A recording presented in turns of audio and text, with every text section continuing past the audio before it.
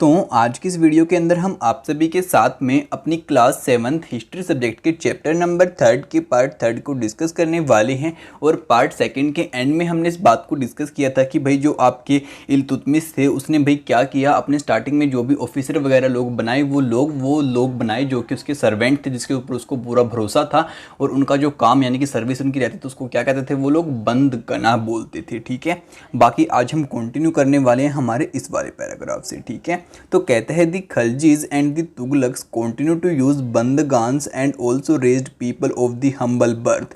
अब यहाँ पे आप सभी को बता रहे हैं कि भाई जो आपके खलजी आए आगे चल के, फिर आपके तुगलक्स आए, इन सभी ने भी आपके बंदगान को यूज़ किया एज अ गवर्नर, जो वो लोग बाद में चल के उसको बनाते थे। ठीक है, अब यार बहुत सारे फ्रेंड्स को मेरे को लगता है कि बंदगान का मतलब यहाँ पे क्लियर नहीं हो पाया होगा, तो एक बार मैं इसको आप सभी के लिए क्लियर यहाँ पे कर देता हूँ। तो यार बंदगान का मतलब बेसिकली क्या होता है कि मैं मानो ये आपका यहाँ पे राजा है। ठीक है, अब इसका ये सर्वेंट है, आई मीन जिसके ऊपर इसको पूरा भरोसा है। आई मीन ये सर्वेंट जो है ना राजा के ऊपर पूरे तरीके से डिपेंड करता है, खाने के लिए, कपड़े के लिए, रहने के लिए, सारी चीज़ों के लिए। तो राजा इसके ऊपर भरोसा कर सकता है, अगर भाई मैं विन करूँगा तभी तो मैं इसको खाना वगैरह दे पाऊँगा, तो राजा इसके ऊपर भरोसा कर सकता है। अब जो राजा कोई सर्विस देता है भाई, चाहे वो मिलिट्री सर्विस दे या फिर कोई भी छोटी मोटी सर्विस राजा को प्रोवाइड करे, तो यार उस सर्विस को हम क्या कहते हैं, बंदगान बोलते हैं। और ऐसे जो आपके लोग वर्क करते हैं उनको भी हम एज अ बंदगान यहाँ पे लेते हैं। ठीक है, बाकी चलो यार अब हम आगे बात करते हैं। तो आगे कहता है who were often their clients to the high political positions. और यहाँ पे बताते हैं कि भाई ये जो लोग रहते थे, आई मीन ये जो क्लाइंट रहते थे, इनको जो वो राजा लोग होते थे वो बहुत हायर पॉलिटिकल पोजीशंस के ऊपर रखते थे। ठीक है, they were appointed as the generals and the governors. और यहाँ पे बताते हैं कि भाई इन लोगों को वो या तो जनरल या फिर गवर्नर की पोस्ट पे ज़्यादातर रखते थे।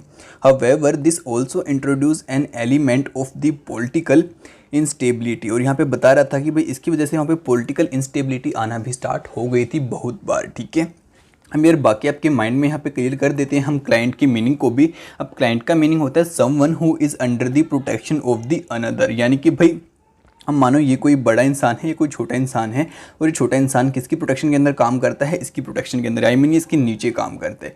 तो ये इसका क्या हुआ, क्लाइंट हुआ। ठीक है, अ डिपेंडेंट और हैंगर ऑन, आई मीन ये जो है ना आपका ये भाई इसके ऊपर डिपेंड है, तो ये इसका क्या हुआ, क्लाइंट हुआ। आप इस बात को यहाँ पे ऐसे समझिए। ठीक है, अब कहते हैं slaves and the clients were loyal to their masters and the patrons but not to their heirs. अब यहाँ पे आप सभी को बताते हैं कि भाई जो भी नौकर लोग होते थे या फिर क्लाइंट होते थे, वो हमेशा जो मास्टर था या फिर जो राजा था उसके साथ में क्या होते थे, लॉयल, यानी कि ईमानदार, हर एक बात को बिल्कुल अच्छे से करने वाले। लेकिन जो आगे चल के उसका बच्चा आता था, आई मीन जो हम कहते हैं ना वो राजकुमार, हाँ राजकुमार आता था, जो उस राजा का बेटा आता था या फिर बेटी आती थी, वो उसके साथ में लॉयल नहीं रहते थे। ठीक है, new sultans had their own servants. और यहाँ पे बताते हैं इसी वजह से जो नए सुल्तान आते थे उनके पास में उनके खुद के नौकर होते थे और उनके ऊपर वो लोग भरोसा करते थे।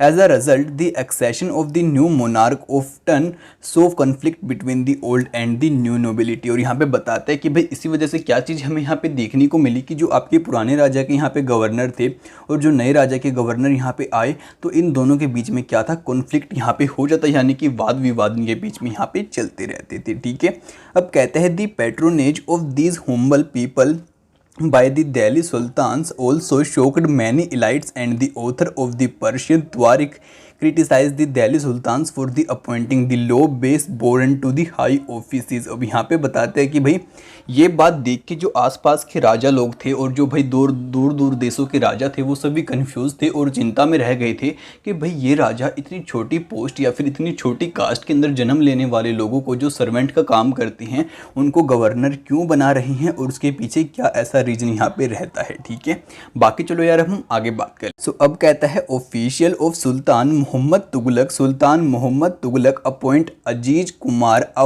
Wine distiller. और उसके बाद बताता है फिरोज हजामा अ बार्बर। उसके बाद बताता है Manka Tabbakh a cook and a two gardeners Ladha and Pira to the high administrative post. अब यहाँ पे बताते हैं कि भाई जो आपके मोहम्मद तुगलक थे उसके ने बताया कि भाई ये जो लोग थे ना, जैसे कि आपका यहाँ पे अजीज कुमार है, ये क्या था, जो शराब वगैरह का काम होता है ये वो करता था, तो भाई इसको भी उसने क्या दी, एक हाई पॉलिटिकल पोस्ट वहाँ पे दी। ऐसे जो आपका फिरोज हजाम था ये एक वहाँ पे नाई का काम करता था, तो इसको भी वहाँ पे एक बड़ी पोस्ट उस राजा ने दी। ऐसे जो आपका मंका तबाक था, इसको ये एक कुक था यानी कि खाना बनाने वाला, तो इसको भी एक बड़ी पोस्ट मिली। और उसके बाद जो दो के नाम दिए गए हैं वो क्या थे, आपके गार्डनर यानी कि जो पौधों में पानी देती हैं, उनको भी इस राजा ने बहुत बड़ी बड़ी पोस्ट यहाँ पे दी। अब बताते हैं जियाउद्दीन बर्नी, अब mid 14th century chroniclers reported their appointment as a sign of the sultanate, loss of the political judgement and his incapacity to rule. और यहाँ पे बताता है कि भाई जो जियासुद्दीन बर्नी है वो इस बात को लिखता है कि भाई राजा अगर ऐसे ऐसे लोगों को चुनेगा उस टाइम पे तो क्या होगा, पॉलिटिकल इंस्टेबिलिटी हमें वहाँ पे देखने को मिलेगी। और वह कहता है कि भाई इससे हमारा राज्य अच्छे से नहीं चल पाएगा। बाकी यार आपको क्या लगता है, आप भी मेरे को कमेंट करके पक्का बताना। अब कहता है why do you think Barani criticise the sultan, और यहाँ पे इसी बात को आपको बोलता है कि आपको ऐसा क्यों लगा कि जो बर्नी ने सुल्तान के बारे में यहाँ पे ऐसी बात कही। Like the earlier sultans, the Khalji and the Tughluq monarchs appointed military commanders as governor of the territory of the varying sizes. अब यहाँ पे बताता है कि भाई जैसे कि आपके पुराने वाले सुल्तान थे, उन्हीं की तरह ही जो आपकी खिलजी आए, तुगलक आए, इन लोगों ने पहले तो जो आपका यहाँ पे आर्मी का कमांडर होता था ना, उसी को वो आगे चल के यहाँ पे गवर्नर की पोस्ट देते थे, ठीक है। और अलग अलग जो आपकी साइज के यहाँ पे रहते थे भैया आपके एरिया, उनको हेड बना देते थे, ठीक है। These lands were called the iqta and their holder called the iqtadar और द मुक्ति। अब यहाँ पे बताता था कि जो भूमि उनको दी जाती थी उसको क्या कहते थे, इक्ता, और जो इस भूमि का ओनर बन जाता था बाद में राजा के कहने के बाद में उसको बोलते थे इक्तादार या फिर क्या है, मुक्ति, ठीक है। हम आगे कहता है the duty of the muqtis was to lead military campaigns and maintain law and order in their iqtas. और यहाँ पे बताता है कि भाई जो मुक्ति लोग वहाँ पे बनते थे तो उनका काम क्या रहता था कि भाई वहाँ पे मिलिट्री को अपने साथ में रख सकते हैं और वहाँ पे उनको लॉ और ऑर्डर को मेंटेन करके रखना है और अपने इक्ता का पूरा यहाँ पे ध्यान रखना है। In exchange of their military service the muqtis collect the revenue of this their assignment as salary. और यहाँ पे बताता था कि भाई इस सर्विस के बदले में उनको वहाँ पे जो भी टैक्स वगैरह इकट्ठा होगा वो उसको अपने पास रख सकते थे एज अ सैलरी, ठीक है। बाकी चलो यार अब हम आगे बात करें। कहता है they also paid their soldiers from this revenue, control over the muqti was the most effective, their office was not inheritable and if they were assign iqta for a short period of time before being shifted, these harass conditions of the service were rigorously imposed during the reign of the Alauddin Khalji and the Muhammad Tughluq. अब यहाँ पे आप सभी को बताते हैं कि भाई जो भी वो लोग टैक्स वगैरह इकट्ठा करते थे वो उसको अपनी सैलरी के लिए या फिर जो उसके बाकी सोल्जर्स थे उनके जो भी एक्सपेंसेस वहाँ पे रहते थे उन सभी को पे करने के लिए यूज़ करते थे। और साथ में आपको ये बात भी बताते हैं कि जो आपकी मुक्ति की पोस्ट थी वो आपकी इनहेरिटेबल नहीं थी। इसका मतलब क्या होता है कि भाई अब मानो पहले आपका फादर जो था मुक्ति था, उसके बाद आप अगर उसके सन हो तो आप मुक्ति नहीं बनोगे, आपको अपनी मेहनत करके मुक्ति यहाँ पे बनना होगा। तो ये भी यहाँ पे बहुत अच्छी बात थी और ये सभी बातें आपकी अलाउद्दीन खलजी और मोहम्मद तुगलक के टाइम पे लागू हो रखी थी, ठीक है। Accounts were appointed by the states to check the amount of revenue collected by the muqtis. और यहाँ पे बताता है कि भाई जो आपके अकाउंट थे ना वो भी वहाँ पे चलाए जाते थे और जो अकाउंटेंट्स थे वो भी वहाँ पे रखे जाते थे ताकि वो पता लगा पाएंगे आखिर मुक्ति ने कितना ज़्यादा टैक्स यहाँ पे इकट्ठा किया है और कितनी सैलरी उसने दी है और कितना धन उसने अपने पास यहाँ पे रखा है, जिससे कि भाई जो राजा था उसके पास सारी इन्फॉर्मेशन यहाँ पे रहे, आई मीन सुल्तान के पास, ठीक है। अब बताता है care was taken that the muqti collect only the tax prescribe by the state and that he kept the required number of the soldiers. और यहाँ पे बता रहा था कि भाई इस बात का भी वहाँ पे पूरा ध्यान रखा जाता था कि जो मुक्ति है वो ज़्यादा टैक्स वहाँ पे ना वसूले, उतना ही टैक्स वसूले जितना कि वहाँ पे जो गवर्नमेंट था, आई मीन जो सुल्तान था जो उसने लगा रखा था, ठीक है। और उतने ही सोल्जर्स को अपने पास रखे जितना कि भाई वहाँ पे जो सुल्तान था उसने बोल रखे थे, ज़्यादा सोल्जर्स को वो अपने पास नहीं रख सकता था, ठीक है। अब कहता है as the Delhi sultan brought the hinterlands of the city under their control, they forced the landed chieftains, the samanta aristocrats and the rich landlord to accept their authority। अब यहाँ पे बताता है कि भाई आपको ये तो पता है कि जो आपके यहाँ पे सुल्तान थे उन्होंने जो आपकी अंदर की लैंड थी उसको अपने कब्जे में यहाँ पे कर लिया था। तो वहाँ पे कुछ अमीर लोग थे, कुछ समानता लोग थे। अब समानता आपको नहीं पता तो यार मैंने पीछे वाले चैप्टर के अंदर आपको इस वर्ड का मीनिंग यहाँ पे समझाया था। अगर आप मेरी हिस्ट्री को स्टार्टिंग से फॉलो कर रहे हैं तो आपको इसका मीनिंग यहाँ पे पक्का पता होना चाहिए, ठीक है। मैं इसको मीनिंग आपको यहीं नहीं बताऊंगा, आप खोजिए, खुद से पता लगाने की कोशिश करिए, ठीक है। अब यहाँ पे बताता है कि भाई जो आपके रिच लोग थे तो राजा ने कहा कि भाई आप मेरी अथॉरिटी को यहाँ पे एक्सेप्ट करो और मेरे नीचे हो, आप मेरे नीचे काम करोगे, ठीक है। अब कहता है under Alauddin Khalji the state brought the assessment and collection of the land revenue under its control. और यहाँ पे बताता है कि भाई जो अलाउद्दीन खिलजी था ना, उसने क्या किया, इन सभी लोगों को किस काम में लगा दिया कि भाई आप लोग टैक्स इकट्ठा करो और फिर मुझको दो, ठीक है। The rights of the local chieftain to levy taxes were cancelled and they were also force to pay taxes. और उसके बाद बताता है कि भाई जो आपका आगे चल के ऐसा टाइम आ गया कि भाई जो इनको टैक्स देने की ड्यूटी दी गई थी अब उसको तो हटा दिया गया और इनको कहा कि भाई अब आपको भी टैक्स हमें देना होगा, ठीक है। The sultans administration measured the land and the kept carefully accounts. और यहाँ पे बता रहा था कि भाई जो सुल्तान के आगे चल के जो अकाउंटेंट वगैरह लोग होते थे वो सारे डिटेल बिल्कुल अच्छे से लिखते थे कि भाई कितनी लैंड है, कितना टैक्स आया है, कितना आना चाहिए है, कितना हमारा बकाया यहाँ पे रहता है, ठीक है। बाकी चलो अब आगे बात कर लेते हैं। अब कहता है some of the old chieftains and the landlord serve the sultan as the revenue collector and the assessors. They were 3 types of taxes on cultivation called the kharaj and amounting of about 50% of the peasant produce on the cattle and on the houses। और यहाँ पे बताता है कि भाई आपके 3 type के tax वहाँ पे होते थे, वो कौन से। एक तो आपका हो गया खारज जो कि था आपके यहाँ पे फसलों के ऊपर, जो कि 50% देना होता था जो भी पीजेंट वहाँ पे प्रोड्यूस करता था उसका। उसके बाद था आपके यहाँ पे जो कैटल यानी कि जो आपके पशु वगैरह होते थे उनके ऊपर, और तीसरा टैक्स था आपका यहाँ पे हाउस के ऊपर, ठीक है। तो ये 3 टैक्स टाइप के जो टैक्स थे वो लोग वहाँ पे देते थे। अब कहता है it is the important to remember that large parts of the subcontinent remain outside the control of the Delhi sultan. अब यहाँ पे बताते हैं कि भाई आपको इस बात को भी यहाँ पे माइंड में रखना है कि जो हमारे यहाँ पे सब कॉन्टिनेंट थे, आप समझ सकते हैं सब कॉन्टिनेंट, मैं पूरे एरिया को लेकर यहाँ पे बात कर रहा हूँ, ठीक है। आप समझ लीजिए इस चीज़ को। और कह रहे हैं कि भाई यहाँ का बहुत सारा एरिया ऐसा था जो कि अभी पूरा का पूरा दिल्ली सुल्तान्स के अंडर में यहाँ पे नहीं था।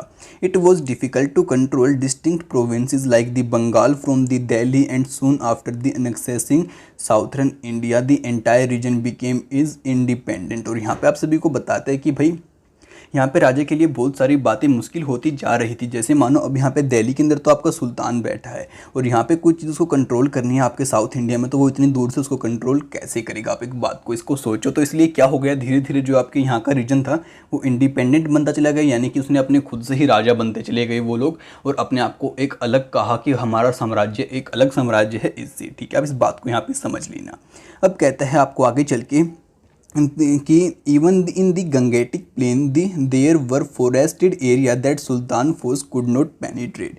कह रहा है कि जो आपके गंगाटिक प्लेन थे, यानी कि जो गंगा नदी के आसपास के आपके प्लेन एरिया थे, वहाँ पे बहुत सारी ऐसी जगहें थी जहाँ पे जो राजा की फौज थी वो नहीं घुस पाई थी। वहाँ के जो इंसान या फिर लोग रहते थे उन्होंने उसको घुसने नहीं दिया और वहाँ पर उन्होंने अपना ही कब्जा बना के रखा। Local chieftains establish their rules in these regions. यहाँ पे बताते हैं कि जो लोकल लोग थे वही वहाँ पे अभी भी राज कर रहे थे, ठीक है।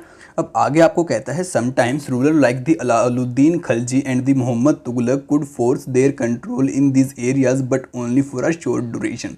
कि भाई जो आपके अलाउद्दीन खिलजी थे और आपके तुगलक थे, इन्होंने कुछ टाइम तक तो यहाँ पे अपना साम्राज्य स्थापित किया और कहा कि भाई ये एरिया भी हमारे अंडर आता है, लेकिन ज़्यादा टाइम तक वो इस बात को यहाँ पे नहीं सिद्ध कर पाए और बाद में उनके अंदर से बात चली गई, ठीक है। अब हम आगे बात करते हैं चिफ्टियंस एंड देयर फोर्टिफिकेशंस को लेके, ठीक है। सो अब कहता है chieftains and their fortifications. Ibn Battuta a 14th century traveller from the Morocco Africa explain that the chieftains sometimes. अब यहाँ पे आप सभी को बताते हैं कि जो आपका मोरक्को का ट्रेवलर था आपका इब्न बतूता, उसने आपके चिफ्टियंस के बारे में कुछ बातें यहाँ पे शेयर की। तो चलो फटाफट से एक बार उन बातों को यहाँ पे जान लेते हैं। तो कहते हैं fortified themselves in mountains in the rocky uneven and the rugged places as well as in the bamboo groves.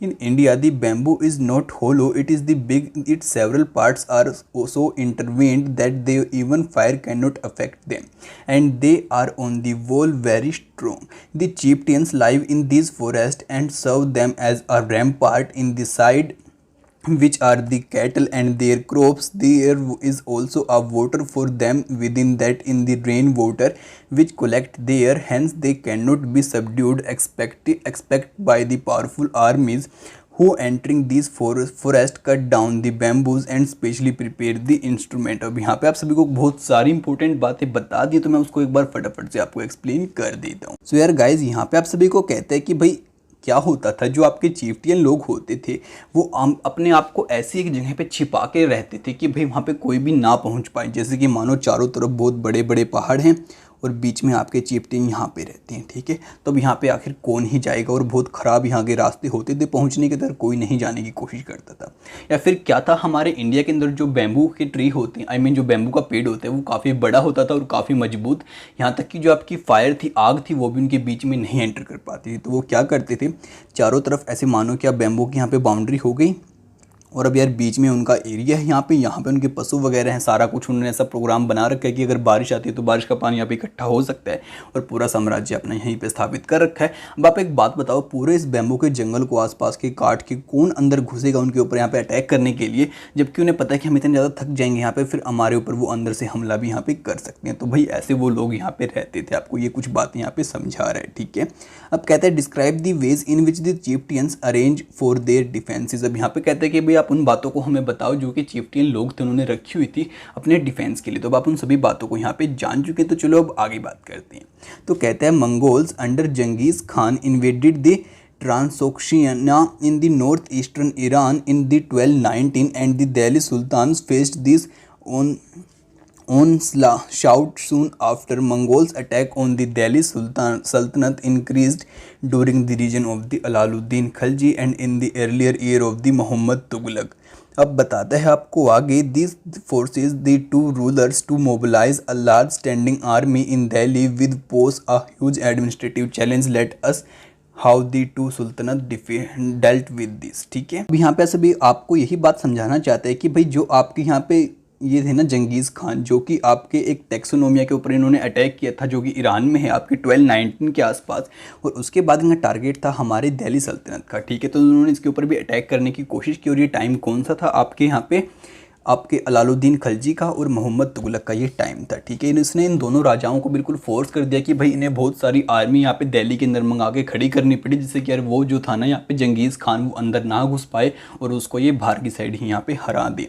बाकी चलो यार हम जान लेते हैं यहाँ पे डिफरेंस बिटवीन के अंदर अलाउद्दीन खलजी और मोहम्मद तुगलक के बारे में, ठीक है, और इन्होंने क्या क्या कुछ काम यहाँ पे किए उसको भी हम जान लेते हैं। तो कहते हैं Delhi was attacked twice in the 1299, 1300 and the 1302 to 1303 as a defensive measure. Alaluddin Khalji raised a large standing army. अब यहाँ पे आप सभी को बताते हैं कि भाई जो दिल्ली थी ना उसके ऊपर दो बार यहाँ पे आक्रमण हुआ था। एक तो हुआ था आपका 1299 के अंदर, दूसरा हुआ था आपका 1302 के अंदर के आसपास, ठीक है, आई मीन 1302 से 1303 के बीच में। और यहाँ पे बता रहा आपका जो पहला हुआ था वो था आपका 1299 या फिर 1300 के आसपास, ठीक है। अब यहाँ पे जो आपका आक्रमण हुआ आपकी दिल्ली के ऊपर, तो भाई जो आपके अलाउद्दीन खलजी थे उन्होंने क्या किया, बहुत सारे सिपाहियों को बुलाया और यहाँ पे दिल्ली के अंदर खड़ा करवा दिया, आई मीन बहुत सारे सिपाहियों को दिल्ली के अंदर इकट्ठा करा दिया, जिससे कि अगर युद्ध वहाँ पे होता है तो भाई वो ही उसको जीत पाएँ, ठीक है।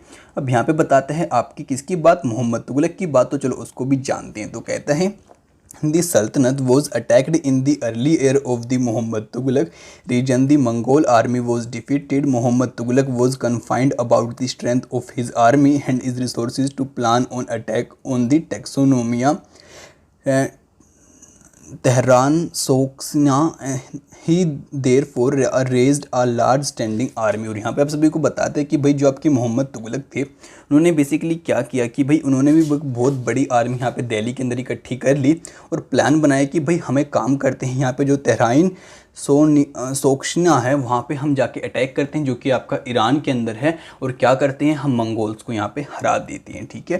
तो ऐसा कुछ डिसीजन था आपके मोहम्मद तुगलक का, और अलाउद्दीन खलजी का डिसीजन आप सभी लोग जान ही चुके हैं। तो बाकी चलो यार हम आगे बात करते हैं। अब यार ये जो नाम है मेरे को सही से यहाँ पे बोलना नहीं आना, प्रोनाउंस करना नहीं आ रहा, बाकी आप सभी इसको यहाँ पे नोटिस कर सकते हैं। इसकी स्पेलिंग आपके पास ये है TRANSOXIANA, ठीक है। बाकी चलो यार हम आगे बात करते हैं। तो आगे कहता है Alauddin constructed a new garrison town named Siri for his soldiers. और यहाँ पे आपको सोल्जर्स, और यहाँ पे आप सभी को बताते हैं कि भाई जो आपका सीरी टाउन आपने देखा था आपके मैप नंबर 1 के अंदर, वो किसने बनवाया था, आपके अलाउद्दीन खलजी ने। किस लिए बनवाया था कि जो कि उसकी भाई जितनी भी यहाँ पे आर्मी आई थी वो सारी इसी शहर के अंदर यहाँ पे रह सके और वो सारी आर्मी को यहीं से कंट्रोल वो कर सके, ठीक है।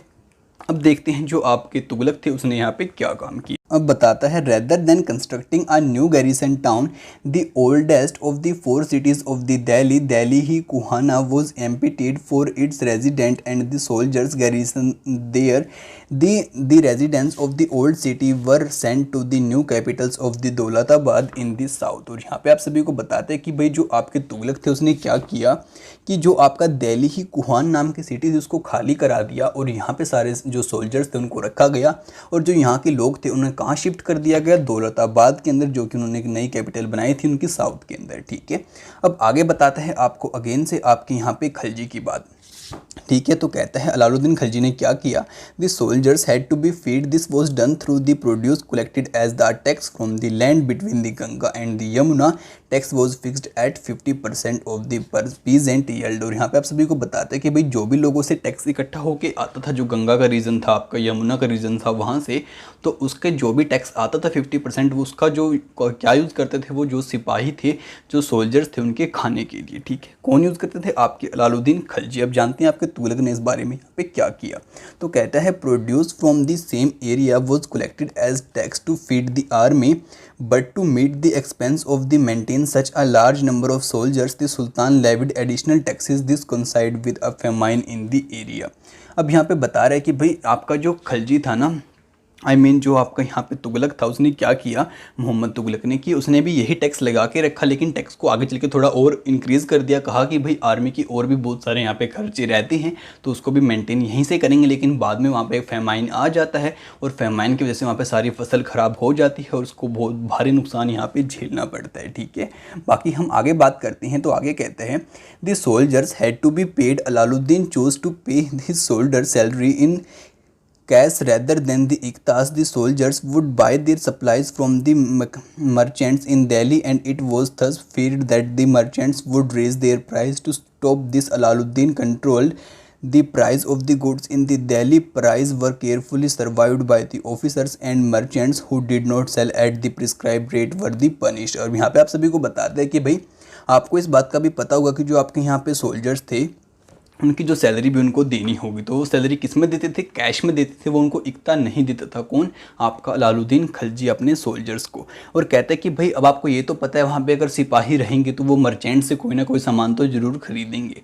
अब उनको इस बात का डर था कि मर्चेंट उनको महंगा सामान ना बेच दे, इसलिए उन्होंने क्या किया, जो भी उनके प्राइस थे उनको रेगुलेट करना स्टार्ट कर दिया और कहा कि आप इस प्राइस पे, इतने प्राइस पे इनको ये चीज़ बेच सकते हो, अगर आप इससे ऊपर बेचोगे तो आपको पनिशमेंट यहाँ पे पक्का मिलेगी। ठीक है, तो यार चलो अब जानते हैं हमारे तुगलक की बात। ठीक है, कि जो हमारे मोहम्मद तुगलक थे उन्होंने क्या किया। तो बताते हैं Mohammad Tughlaq also paid his soldier salary by cash, but instead of controlling prices he used a token currency somewhat like the present day paper currency but made out of a cheap metals, not gold and the silver.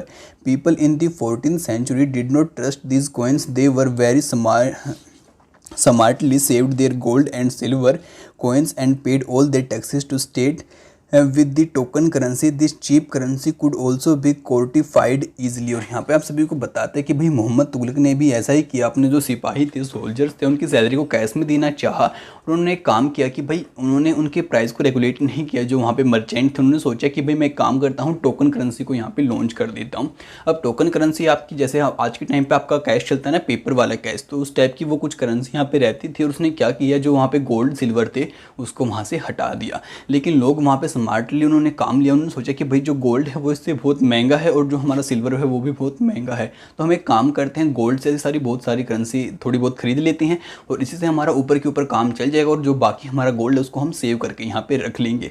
तो इस वजह से क्या हुआ, जो उसका plan था ये यहाँ पे फेल हो गया और वो लोगों ने उसकी क्या करना, कॉपी बनाना भी यहाँ पे स्टार्ट वैसे कर दी थी। ठीक है, बाकी चलो यार हम आगे जान लेते हैं। सो अब कहता है Alauddin administrative measures quite successful and chronicles praised his reasons for its cheap price and the effective supply of the goods in the market. He successfully withstood with the threat of the Mongol invasion। और यहाँ पे बताता है कि भाई जो आपका अलाउद्दीन था उसने जितने भी काम किए वो सारे यहाँ पे सक्सेसफुल रहे और उनमें कोई भी प्रॉब्लम नहीं आई और उनको काफ़ी ज़्यादा सराहना यहाँ पे मिली लोगों की तरफ से इस काम को करने के लिए। और जो मंगोल का इन्वेजन था उसने ईजिली यहाँ पे उसको हैंडल कर लिया। ठीक है, अब आपको बताते हैं मोहम्मद तुगलक के बारे में और कहता है Mohammad Tughlaq administrative measures were a failure. जो इसके जो यहाँ पे डिसीजन थे वो सारे यहाँ पे फेल हो गए। His campaigns into Kashmir was a disaster. और जो कश्मीर की तरफ इसने यात्रा की थी वो भी यहाँ पे इसकी सबसे ख़राब यहाँ पे रही। He then gave up his plans to invade the Tehran Sokhina and disbanded his large great army. Meanwhile, his administrative measure created complications. The shifting of the people to Dolatabad represent the raising of the taxes and the famine in the Ganga Valley. अब बताते हैं Yamuna belt led to widespread rebellion and finally the token currency had to be a real यहाँ पे recalled. और यहाँ पे आप सभी को बताते हैं कि भाई जितने भी काम किए, जैसे कि भी लोगों को यहाँ पे शिफ्ट कर दिया दौलताबाद के अंदर, तो वहाँ पे भाई आपको पता है फिर महामारी यानी कि फेमाइन आ गई। और साथ में आपको पता है कि इसने और भी बहुत सारे काम किए, उसने अटैक करना चाहा मंगोल के ऊपर, तो और सारी वो चीज़ें वहाँ पे फेल हो गई और मोहम्मद तुगलक का यहाँ पे जो भी डिसीजन यहाँ पे रहे वो सारे फेल हो गए, जबकि जो आपका अलाउद्दीन खिलजी था उसके जितने डिसीजन थे सारे यहाँ पे सक्सेसफुल रहे। ठीक है, तो चलो यार हम आगे बात करते हैं और आगे समझते हैं अपने चैप्टर को। तो कहता है in this list Mohammad Tughlaq failure was We sometimes forget that for the first time in the history of the Sultanate, a Delhi Sultan planned a campaign to capture the Mongol territory। कि भाई हम मोहम्मद तुगलक के failure में एक बात को तो देखना भूल ही गए कि भाई पहली बार ऐसा हुआ दिल्ली सल्तनत के अंदर कि किसी सुल्तान ने क्या चाहा कि भाई हम मंगोल के ऊपर आक्रमण करेंगे और उसको अपने कब्जे में ले लेंगे। ठीक है, तो ऐसा किसने सोचा? आपके मोहम्मद तुगलक ने सोचा इस बात को। ठीक है, अब बताता है आपको आगे चल के कि भाई unlike Alauddin defensive measures, Mohammad Tughlaq measures were conceived as a part of a military offensive against the Mongol. कि भाई आपके अलाउद्दीन के बिल्कुल अगेंस्ट, जैसे कि अलाउद्दीन चाहते थे कि भाई हम सिर्फ अपना यहाँ पे बचाव करेंगे। आपका जो यहाँ पे मोहम्मद तुगलक था उसने क्या सोचा कि भाई हम उनके ऊपर आक्रमण करेंगे और उनके राज्य को भी अपने अंदर यहाँ पे मिला लेंगे।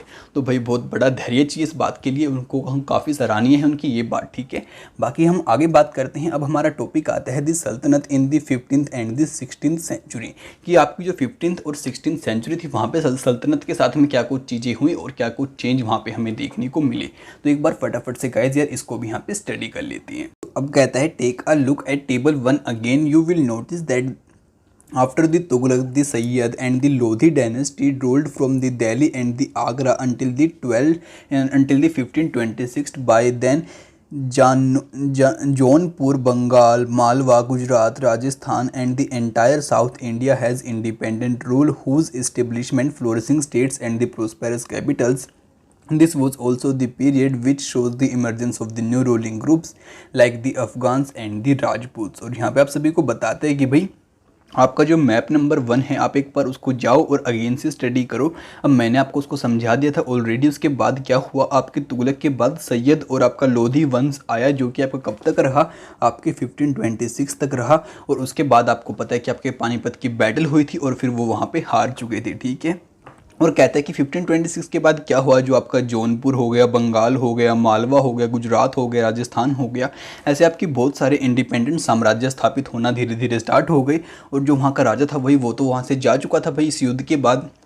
तो भाई जो दूसरे लोग थे वो अब राजा बनना यहाँ पे स्टार्ट हो गए थे और वो यार अपने आप से ही अपने राज्य को बनाते जा रहे थे। ठीक है, आपको ऐसी कुछ बातें यहाँ पे बता रहा है और कह रहा है कि भाई और आपके नए नए टाइप के यहाँ पे राज्य आने स्टार्ट हो गए थे। ठीक है, some of the states established in this period were small but powerful and extremely well administered। और यहाँ पे आपको बताते हैं कि भाई यहाँ पे जो कुछ स्टेट आपकी आई वो क्या थी, छोटी थी लेकिन बहुत ज़्यादा पावरफुल थी।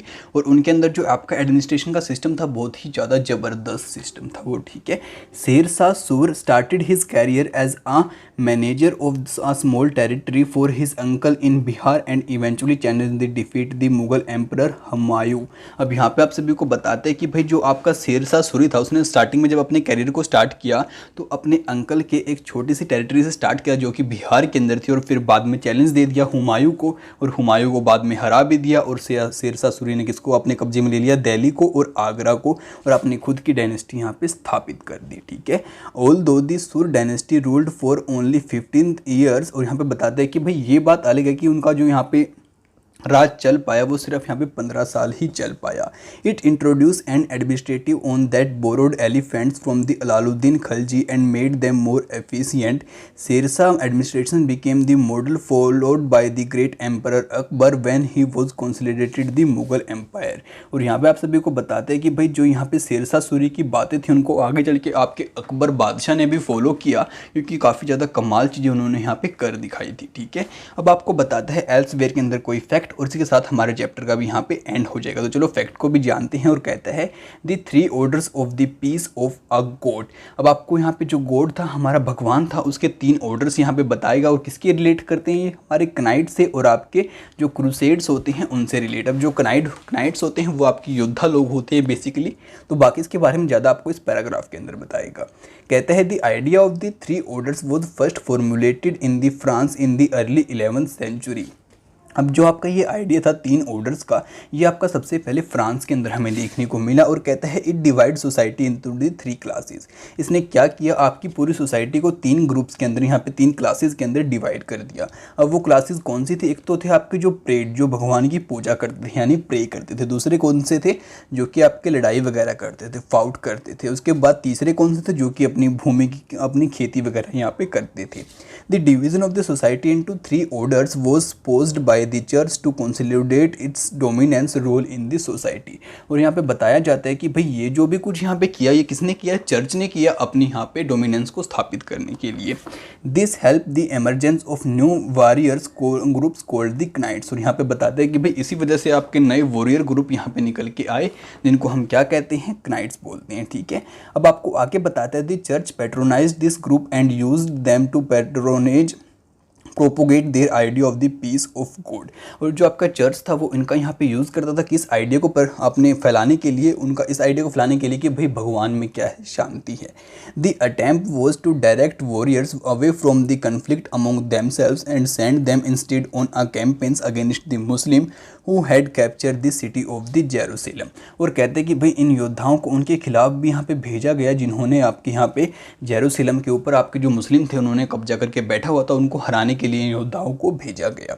This lead to a series of campaign called the crusades. और यहाँ पे कहता है यहाँ पे बहुत सारे आपके युद्ध हुए। अब क्रूसेड्स का मतलब होता है आपके धर्म संबंधी युद्ध। ठीक है, तो यहाँ पे बहुत सारे आपके ऐसे युद्ध हुए मुस्लिम और इन आपके कनाइट्स के बीच भी। ठीक है, these campaigns in the service of God and the church completely altered the status of the knights. Originally these knights did not belong to the class of the nobles, but by the end of the 11th century in France and the century later in Germany, the humble origin of these warriors were the forgotten। अब यहाँ पे बताते हैं कि भाई आपके starting में तो ये जो लोग थे इनको ज़्यादा नोबल हम नहीं मानते थे। हम सिर्फ ये सोचते थे कि भाई ये लोग तो आपके मतलब कि यहाँ पे योद्धा हैं और इनका काम यही है।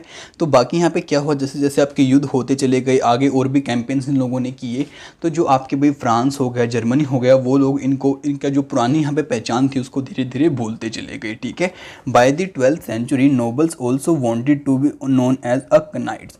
और क्या हुआ 12th century के आसपास जो आपके नोबल लोग थे वो खुद को क्या चाहते थे कि भाई हम भी यहाँ पे कनाइट बन जाएं। ठीक है, बाकी वो आपको यहाँ पे इमेजिन करने को एक बात कहता है you are present in Alauddin Khalji और Mohammad Tughlaq reign and you can not pay the taxes demand by the sultan, what will you do. अब कह रहे हैं कि आप मानो अलाउद्दीन खलजी के टाइम पीरियड में हो और वहाँ पे एक नॉर्मल इंसान हो। ठीक है, अब या फिर आप मोहम्मद तुगलक के में लगा लो, वहाँ पे भी आप एक नॉर्मल इंसान हो और आप टैक्स नहीं पे कर पा रहे हो, आई मीन अपनी खेती वगैरह करके, तो फिर आप क्या करोगे? तो इस बात का जवाब आप मेरे को कमेंट करके पक्का बताना। देखते हैं आप सभी क्या इमेजिन करते हो और क्या कुछ बातें यहाँ पे सोचते हो। ठीक है, बाकी आपसे मिलते हैं अगली वीडियो में जल्दी, तब तक के लिए दोस्तों बाय बाय। और इस वीडियो को अपने दोस्तों के साथ में शेयर करना बिल्कुल भी मत भूलना, जिससे कि यार वो भी घर बैठे बैठे स्टडी कर पाएँ। तो ठीक है,